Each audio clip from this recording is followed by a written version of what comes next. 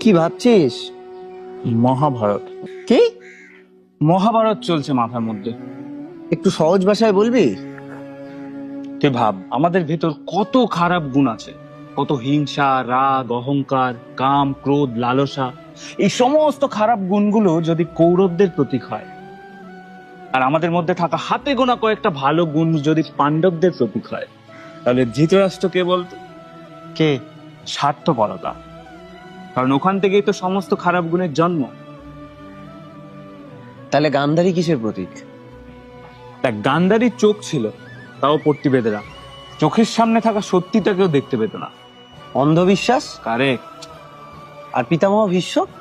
দায়িত্ববোধ। শকুনি? মাথা। আর আমাদের ভগবান শ্রীকৃষ্ণ? আমাদের মন, আমাদের অন্তরাত্মা।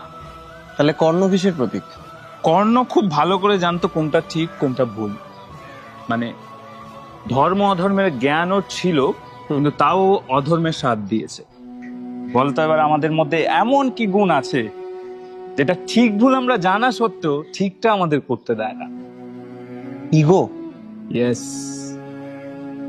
তাহলে দ্রৌপদী কিসের প্রতীক? কুরুক্ষেত্রের যুদ্ধ কেন হয়েছিল বলতো? সিংহাসনের জন্য। ভুল। সিংহাসনের জন্যই যদি যুদ্ধ হতো তাহলে পাণ্ডবরা অনেক আগেই যুদ্ধ করতে পারতো, কিন্তু সেটা করেনি। করেছে কখন?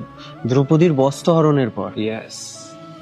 তাই দ্রৌপদী এখানে আমাদের আত্মসম্মানের প্রতীক। আর আমাদের আত্মসম্মানে যখন আঘাত লাগে, তখন আমাদের হাতে গোনা যে ভালো কয়েকটা গুণ আছে, তারা আমাদের ভেতর ভেতর হাজারটা তামসিক গুণ, মানে খারাপ গুণগুলোর সাথে যে ক্রমাগত যুদ্ধ চালিয়ে যায়, সেটাই কি আসল কুরুক্ষেত্র নয়? কারেক্ট।